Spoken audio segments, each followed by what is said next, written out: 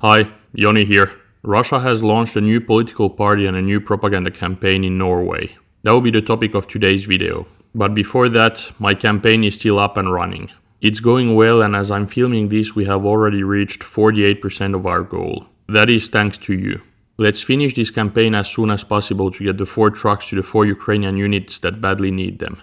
As you know, I will bring the trucks to Ukraine myself. We have set a website with more information about the fundraiser, and that's also where you can donate. The link to the website is in the description of this video.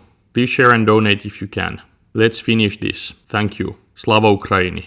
Now let's get to the video. Russia launched a political party and a propaganda campaign in Norway. They did this using local traders and useful idiots, with as goal to undermine support for Ukraine, and they did that through an expensive ad campaign. On Norway's most patriotic day of the year, Norwegians were surprised when taking the metro in Oslo. Passengers heading to the Constitution Day celebrations took the metro and saw Russian propaganda ads in it. Those ads were calling for Norway to stop supporting Ukraine.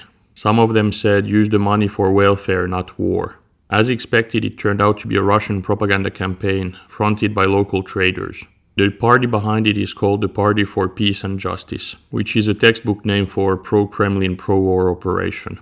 It's ironic and completely insane that those who support Russia and its war and genocide in Ukraine are the ones who are calling themselves pro-peace, or even advocates for peace. It's the world turned upside down. These people show no shame as they betray their country and support Russia's genocide in Ukraine. This propaganda campaign was unsurprisingly met with outrage, and after the public backlash it was pulled early. Its content was just unacceptable and poorly timed, even though it's good to remember that there's no good timing for being a traitor. A conservative Norwegian MP even called it what it is, which is Russian propaganda, and she was right to do so.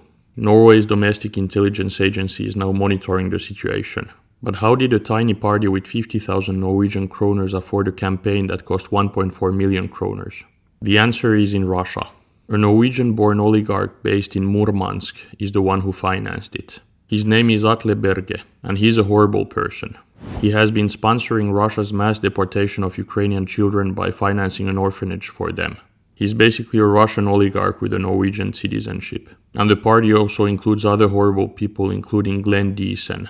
He's a Norwegian academic who is known for pushing Russian propaganda for a living. He's been doing it for years. Pekka Kallioniemi even did a Vatnik-Soup thread about him a while ago. You should check it out. And this is not the first time that Russia does a campaign or a new political party like this in Europe. Similar parties and similar campaigns have succeeded before. They are using a classic tactic which includes using a local compromised figure as a front. If that person takes care of the funding of the party, then the party doesn't look too Russian even if it is. Be aware, this could happen in your country too, and it's very likely that it's already happening. Such cases also expose the limits of liberal democracy. Russia exploits our freedoms and we must call it out. Regulations need to keep up. We don't need to let our enemies fund political parties and campaigns in our countries. And we also don't need to let them fund disinformation campaigns that have as a goal to weaken and divide us. Because that's exactly what Russia is trying to do, to weaken and divide us. And this won't be the last time they try. And as we've seen again and again, when support to Ukraine stops, Russia doesn't stop its invasion. It's Putin that refuses to end the war and to start a ceasefire, not Ukraine. And the people helping Russia are not just traitors, they're also wrong on every single level. Luckily, public support for Ukraine remains strong in Norway, and Norway has also recently stepped up its aid to Ukraine. Let's hope that this campaign and political party don't succeed in giving space to anti-Ukrainian rhetorics in political discourse in Norway. Let's stay tuned for more updates on this.